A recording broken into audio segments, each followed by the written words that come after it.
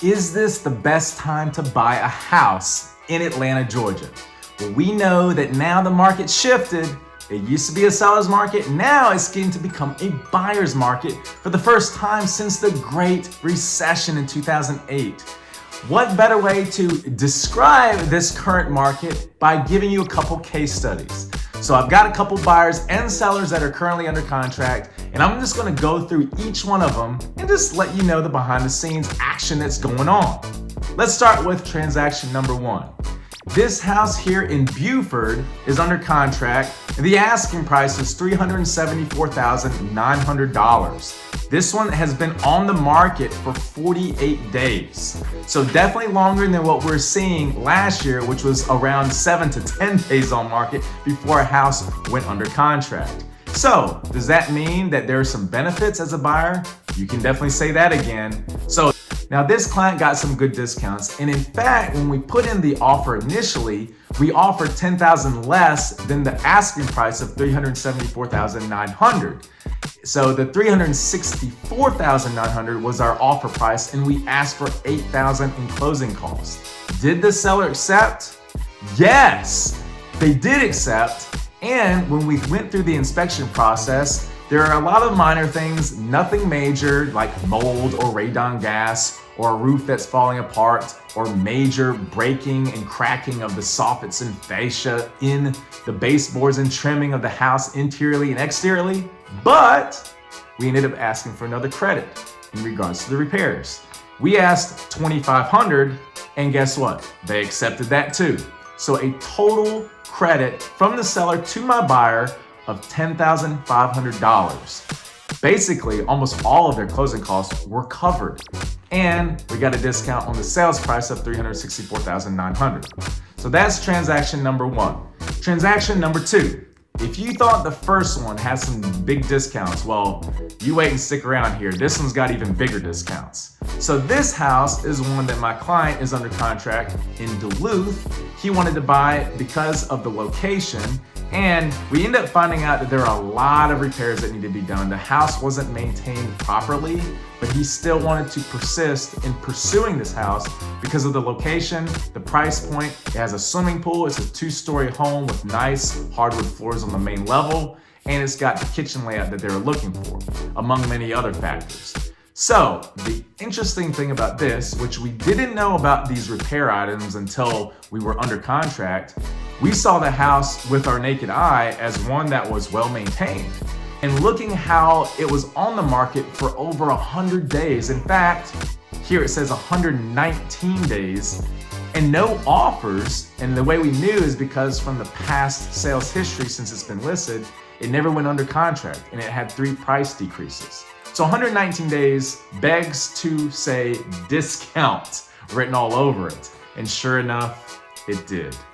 What did we do? Well, the asking price for this one was $450,000. We offered $440,000, so $10,000 less, similar to the last transaction one scenario that I told you guys about. And with closing costs, we ended up asking for $10,000.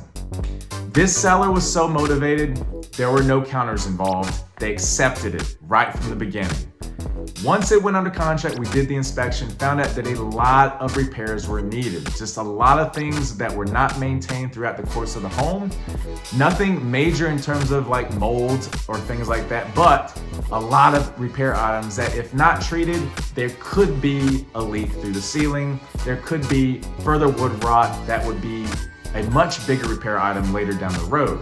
So having said that, we ended up asking a $13,000 price reduction and $7,000 more for closing costs. And this was a lot. They were reluctant. We negotiated a little bit back and forth, but come to find out, there wasn't much negotiation room because we told them, look, my buyer really needs this money because he's gonna have to spend a lot to do these repairs, otherwise he's gonna terminate. And the seller came back and said, all right, we'll accept. So we went from a $450 asking price to offering $440, now adjusted for $427,000, and a total credit towards closing costs of $17,000. My buyer for this one, which was different from transaction one, is that this buyer was on an FHA loan. He had a lower credit score, but his income was really good. And he said, Tim, I'm ready to buy a house. I found the house that I want. Let's go for it. So I said, all right, let me help you. Let's do this. And so here we are about to close. He's getting all this closing cost credit, which is probably, I think, 7 years in the business, my third biggest amount as a credit towards closing costs from a seller, $17,000. I think I had one for $18,000 and then another one for $21,000. So this is huge. And different loans are allowing different amounts from the seller to contribute towards a buyer's closing costs. Conventional loan is 3%, but with FHA loan, get this, 6% is the maximum that can be covered. So you can get even more of a credit from the seller that is allowed due to Fannie Mae guidelines. Transaction number 3. Now this one is a little bit different because it's not in the FMLS system, the multiple listing service, so I can't get all the facts and show it to you. But the main thing is this picture here shows the beauty of the front of the house, great curb appeal. This is a house that is a new construction house in Loganville that my buyer's under contract with. And the price of this one is $447,000. Now, when you use a preferred lender from the builder, a lot of times they give incentives.